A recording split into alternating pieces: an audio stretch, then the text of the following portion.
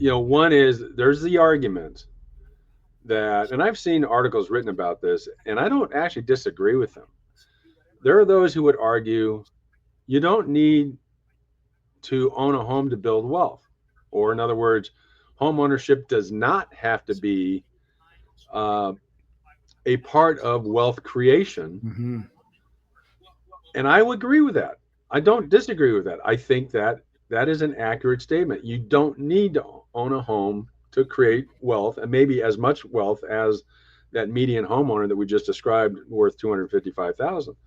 I agree. You don't have to own a home to get there. And the argument is always, well, if you're a renter, you're likely going to have a lesser housing expense than a homeowner.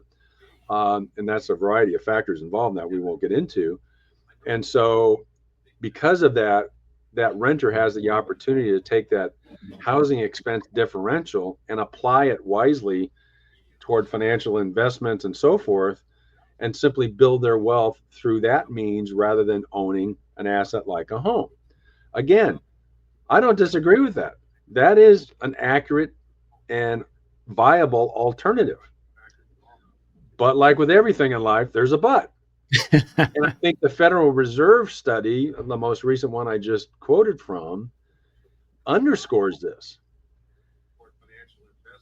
If the median price, or I'm sorry, the median wealth of a renter is $6,300, that by implication means 99% of those renters aren't doing what the persons who defend renting say they can do. They're not building wealth. They're not taking those dollars, that gap in housing cost from lower rent versus owning a home. They're obviously not taking that Mm. amount and applying it, investing it to build their wealth in a different way. So that's I think a point that can't be understated. And I see this all the time. I mean, I encounter some folks who are young, they want to buy a home, they're kind of grumpy about they haven't been able to. But when I start to get to know them, because of course I have to ask a lot of questions about them financially, what I start to learn is they're very high income and they're very high spenders. Mm. And that's where you have to make some tough decisions. And I want to tell a quick story about this, um, because this is really not an entirely new phenomenon. I can remember in 1999, I was at a new home sales office in Paris, California, at a subdivision called Main Street. And I was there on a weekend to pre-qualify buyers to buy one of those homes. We were the preferred lender for the builder. And I met this young couple. They were in their late 20s, and they wanted to be qualified to buy one of the lots. I sat down with them, spent a great deal of time with them, asked them all the questions. I could see we were having some issues getting them qualified on debt ratio. I asked them if they could get help from a family member as a co-signer. That wasn't an option. Then I tried to see, what we can do to get their debt ratio in line based on their income. Well, what stuck out was a, a payment on a truck.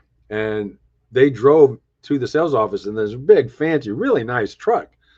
Back then, I mean, we're talking, 26 years ago. Their monthly payment on that truck was almost $900 a month. Oh my gosh. Again, in 1999. Wow. So this young man had found the truck of his dreams, and he was very proud of it. And I said, look, I can get you into this home, but you have a difficult choice to make here. We need to get rid of this truck payment. And if we can, you can buy this home.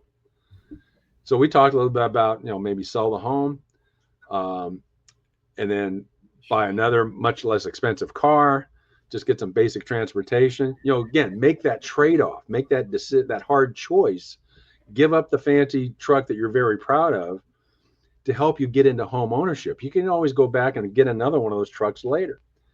So they really thought about it. They left the office for a little bit to go talk among themselves, and they came back, sat down again,